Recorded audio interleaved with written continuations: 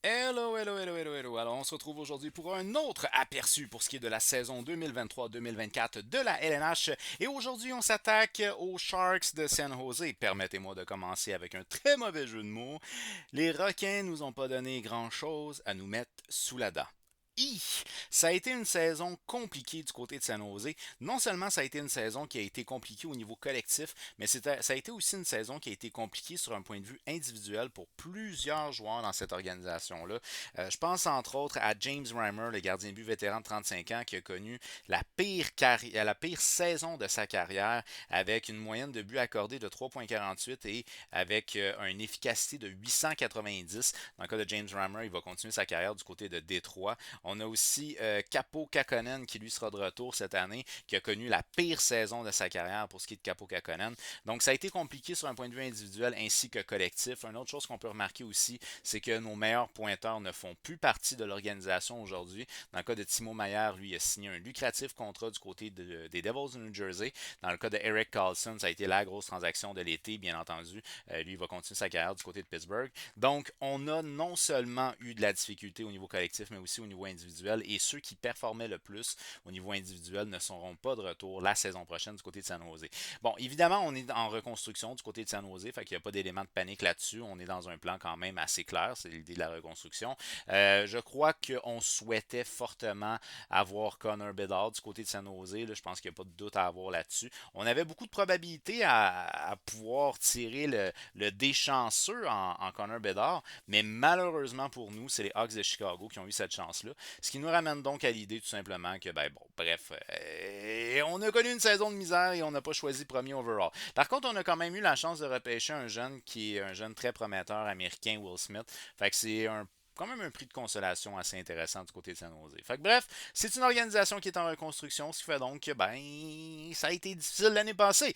Donc on a le directeur général Mike Greer, dans son cas à lui, ça fait un bout de temps qu'il est dans l'organisation. Il a été nommé directeur général, je ne sais pas, je pense que c'est sa première saison l'année passée. C'est un gars en qui on a énormément confiance du côté de San Jose.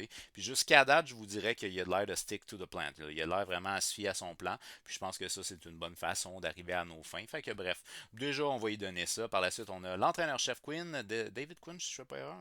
Yes, sir, David Quinn. Lui aussi, il me semble qu'il est arrivé l'année passée. Donc, bref, on n'arrive pas dans les meilleures années des Sharks de San Jose, mais on n'avait pas des attentes nécessairement très hautes non plus du côté de San Jose. Alors, pour la saison 2022-23, les Sharks de San Jose, c'est 22 victoires, 44 défaites et 16 défaites en prolongation. Donc, quand même 60 défaites, 22 victoires. Ouais, la saison a été longue. La saison a été longue. Le début de saison a été compliqué. La fin de saison l'a été d'autant plus.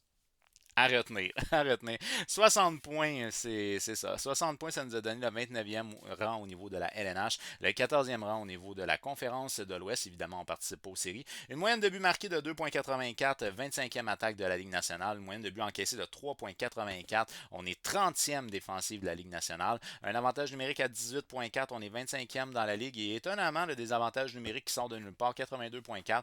On est 8e dans la Ligue nationale. Fait qu'on a bien fait en désavantage numérique. Pour tout le reste, ça a mal été. Le meilleur en termes de but, donc le meilleur marqueur de l'organisation aurait été Timo Meier. Et pour sa part, il connaissait une bonne saison avant d'être échangé du côté du New Jersey, excusez-moi. Alors, dans le cas de Timo Meier, là, il y avait, je vais vous dire ça, ça sera pas tellement long. Donc 57 matchs, 52 points, dont 31 buts. Alors, il connaissait une bonne saison quand même. Il avoisinait presque les 1 point par match là, la saison dernière du côté de San Jose.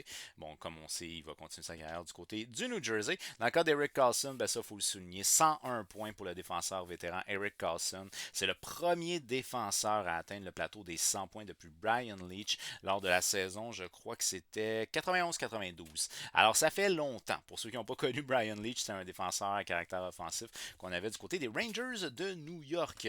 Donc, un premier défenseur à atteindre les 100 points depuis 91-92, c'était très exceptionnel en termes de saison pour ce qui est de Eric Carlson. Évidemment, il a raflé aussi le trophée Norris, remis au meilleur défenseur, on va le mettre en guillemets ici, parce que c'est surtout le meilleur défenseur offensif, mais ici je parle aussi du meilleur défenseur offensif. Fait qu'on est quand même dans la lignée du Norris. Donc bref, Erik Karlsson, 101 points en 82 matchs, un différentiel plus-moins de moins 26, et encore là, c'est même pas le pire de l'équipe, parce que le pire de l'équipe a moins 36 en termes de différentiel plus-moins, ce qui est quand même assez intense. Je parle de Thomas Hertel, donc moins 36 pour ce qui est Thomas Hertel.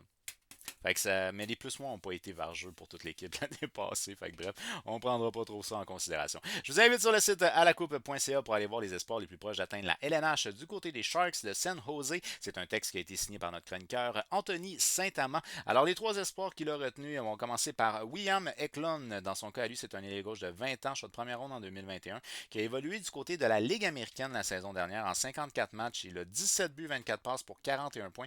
Dans le cas d'Eklund, c'est un gars qu'on pourrait voir dans la LNH dès cette saison. Parce qu'une particularité qu'il a, c'est que c'est un gars qui est très responsable dans son jeu. Fait que 41 points en 54 matchs, c'est déjà une bonne production offensive, mais en plus, c'est un gars qui est capable d'être responsable dans toutes les zones. Alors ça, c'est quelque chose qui peut être intéressant du côté des Sharks de San Jose. Par contre, on a quand même certains vétérans qui peuvent peut-être y voler son spot. Donc bref, c'est loin d'être assuré pour ce qui est de William Eklund, mais il reste pas moins que c'est quand même un espoir qui pourrait faire son chemin jusqu'à la LNH dès cette saison. On a également le jeune joueur de centre québécois, Thomas Bordelot, 21 ans, choix de deuxième ronde en 2020. Dans son cas, lui, il a évolué au niveau de la Ligue américaine la saison dernière. On a eu la chance de le voir d'ailleurs à Laval lors du le week-end des étoiles de la Ligue américaine. C'est un jeune qui a pris beaucoup de temps d'ailleurs pour parler avec les partisans présents. Là, pour ceux qui se rappellent, à la place Belle, on avait retiré les vitrines, puis moi j'avais la chance d'être là, et Thomas Bordelot, il est venu sur le bord des vitrines, il a parlé avec les jeunes, puis c'est un jeune qu'on n'a pas la chance de voir évoluer beaucoup ici au Québec, pour la simple et bonne raison qu'il joue avec le Barracuda de San Jose, qui eux malheureusement évoluent dans l'Ouest. Puis comme vous le savez, la Ligue américaine, c'est pas les mêmes revenus que la LNH, donc on les voit pas dans une saison vu qu'ils sont dans l'Ouest. On pourrait les voir si on sera en finale, mais sinon pas vraiment. Donc bref, c'est un jeune vraiment qui il fait très bien au niveau de la Ligue américaine. Peut-être pas cette année pour ce qui est de Thomas Bordelot, mais c'est quand même un bon espoir qu'on a du côté des Sharks de San Jose. Et évidemment, on va parler un petit peu de Will Smith quand même, un choix de première ronde en 2023. Will Smith, c'est un joueur de centre de 18 ans américain. C'est un gars qu'on aime beaucoup et lui aussi qui est responsable à peu près dans toutes les zones. Donc, tu sais, on a des jeunes quand même prometteurs du côté de San Jose, c'est ça, il faut qu'on se dise, mais c'est pas nécessairement des gars qui vont avoir un impact immédiatement dans la Ligue nationale. Alors maintenant, on va y aller du côté de l'alignement que je vous propose pour ce qui est des Sharks de San Jose. Et comme vous le voyez, il y a beaucoup de noms en rouge. Donc ça a mal été la saison dernière, on y va pas dans la continuité. On peut comprendre pourquoi du côté de Mike Grier, mais beaucoup de noms en rouge veut dire de l'adaptation. Et ça, c'est problématique. Fait que bref, on va y aller. En termes de première ligne, j'y étais avec Barabanov, 47 points en 68 matchs pour ce qui est de Barabanov. Il a connu quand même une bonne saison, là, si on prend en considération ses standards à lui. C'est sa meilleure saison en carrière pour le nombre de buts, de passes ainsi que de points. Donc 15 buts, 32 passes et 47 points pour Alexander Barabanov. C'est un joueur qui est âgé de 29 ans. Alors, pas une révélation, mais quand même une bonne saison pour sa part.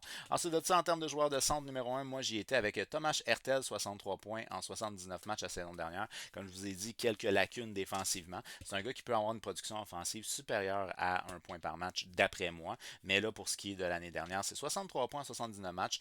Pas mauvais dans l'organisation pour laquelle il évoluait, donc franchement pas si mal. Et que je vais jouer avec le vétéran Kevin Labanc, 33 points en 72 matchs la saison dernière pour ce qui est de Labanc, 27 ans. Alors, c'est pas nécessairement une première ligne que les gars ont beaucoup joué ensemble. Peut-être à la limite le Bang Artel un petit peu plus, mais sinon, ils se connaissent plus ou moins, mais à peu près l'ensemble de mes lignes, ils se connaissent tous plus ou moins. La seule affaire que j'ai vraiment respectée là, en termes de ils se connaissent beaucoup, c'est une paire de défenseurs, puis c'est tout. Fait que bref, on y va avec du à peu près et on espère.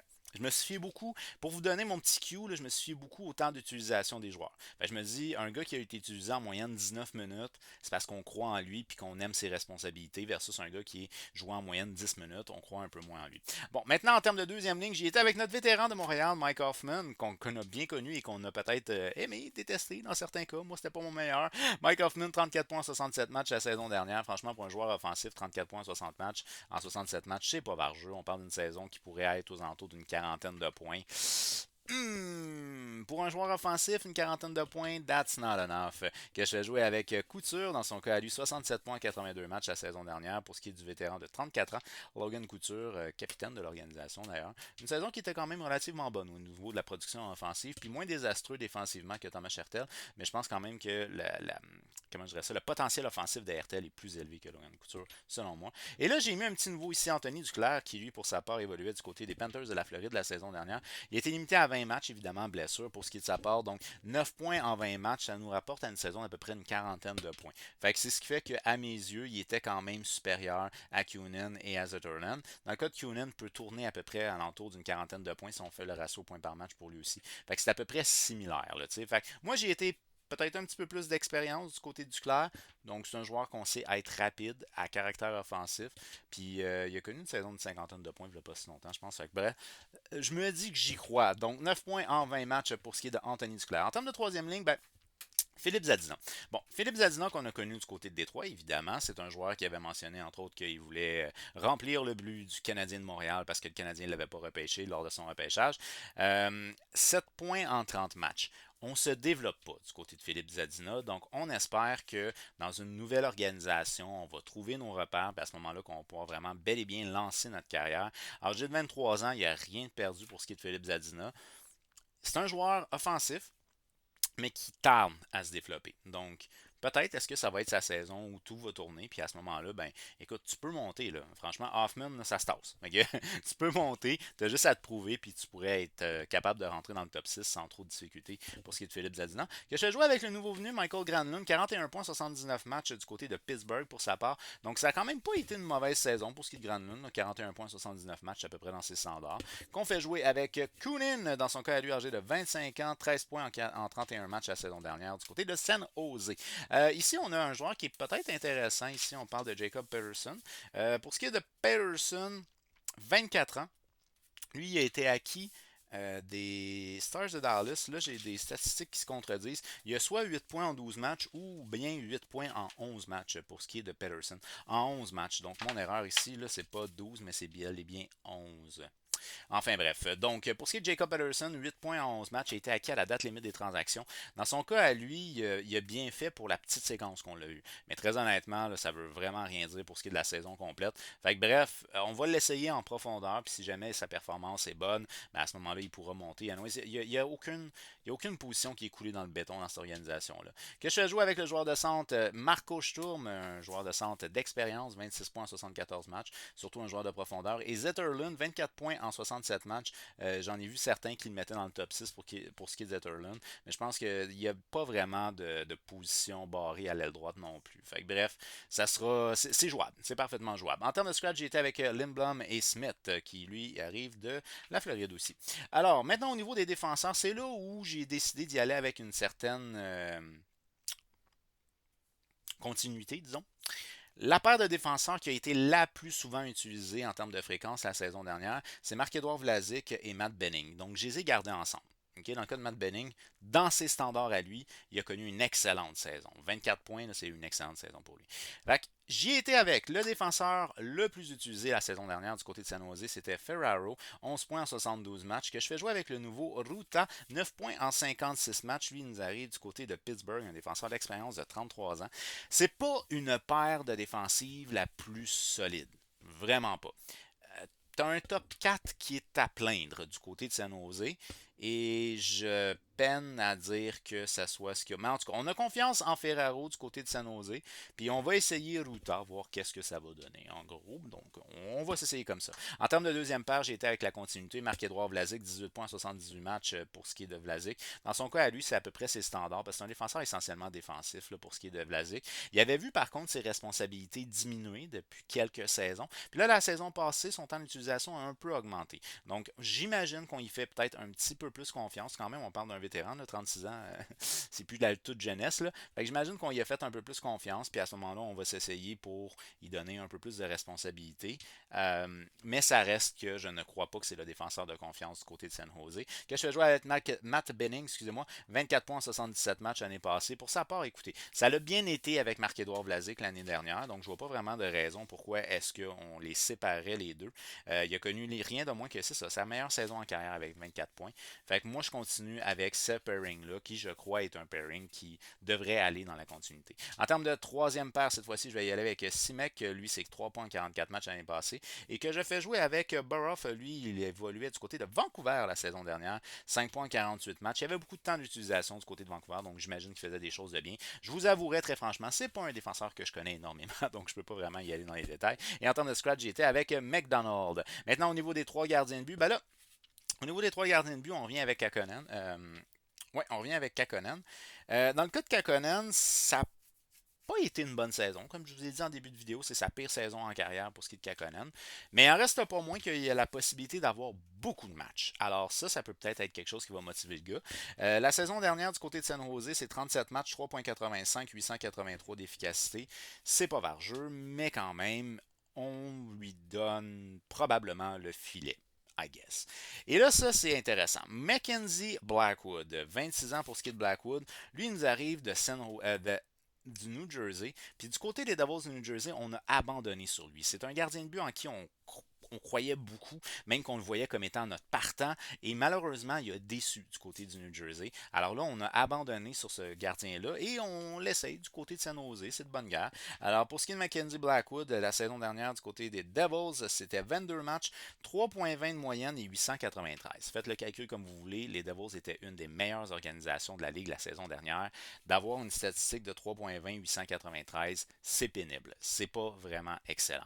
Alors, je pense pas que Mackenzie Blackwood est là pour challenger Kakonen. Peut-être, s'il éclate, mais je pense quand même que ça va être un auxiliaire. Et là, ça, c'est quelque chose qui est quand même assez intéressant, c'est Maki Niemi. Maki Niemi, pour sa part, c'est un jeune gardien de but qu'on a du côté des Sharks de San Jose. Dans le cas de Etu Maki Niemi, 24 ans. Il s'en est quand même relativement bien sorti. C'est un gars qu'on a acquis dans la transaction de Brett Burns. Il évoluait du côté de la Caroline pour ce qui est de Makiniemi. La saison dernière dans la LNH, il a joué 2 matchs, 2.14, 906 d'efficacité. Bon, on se pète pas la tête ses murs, c'est juste 2 matchs quand même. Au niveau de la Ligue américaine, quand même 22 matchs, 2.96, 900 d'efficacité. C'est quand même pas mauvais. C'est quand même pas mauvais. Donc, on a peut-être de l'espoir de ce côté-là. Dans le cas de Mackenzie Blackwood, si on connaît une saison encore décevante cette année, ben à ce moment-là, Makiniemi peut peut-être faire le saut LNH, puis à ce moment-là, seconder Kakonen. Je pense pas, par contre, que pour ce qui est de Makiniemi, il soit nécessairement un gardien de but régulier LNH, mais assurément, il peut être un partant au niveau de la Ligue américaine et peut-être même devenir un auxiliaire en cours de saison pour la LNH. Donc bref, ça a été une saison qui a été pénible du côté de San Jose la saison passée et elle risque de l'être encore une fois cette année. On donne des secondes chances et même des troisième, quatrième chances dans le cas d'Hoffman. On donne des secondes chances à certains gars comme entre autres Zadina. Pardonnez-moi, Mackenzie Blackwood. Est-ce que cette équipe-là peut faire mieux que la saison dernière? À mon humble avis, je pense que non. C'est une organisation qui devrait, selon moi, finir encore une fois dans les 5 pires équipes de la Ligue nationale. Je peine à croire que cette équipe-là est capable de pousser un peu plus, puis que même sa courbe de croissance soit vraiment intéressante. Je me dis, tant qu'à échanger Timo Maier, là, je veux dire, laissez partir vos autres. À moins qu'ils veulent vraiment finir leur carrière avec San Jose, là, pour ce qui est des Lebanc, Couture, RTL. Mais tu sais, laissez-les partir, là, je veux dire. En tout cas, anyways. Bref, du côté de San Jose, on est en pleine reconstruction. Alors, d'après moi, il va encore pour un repêchage à très haut niveau pour la saison prochaine.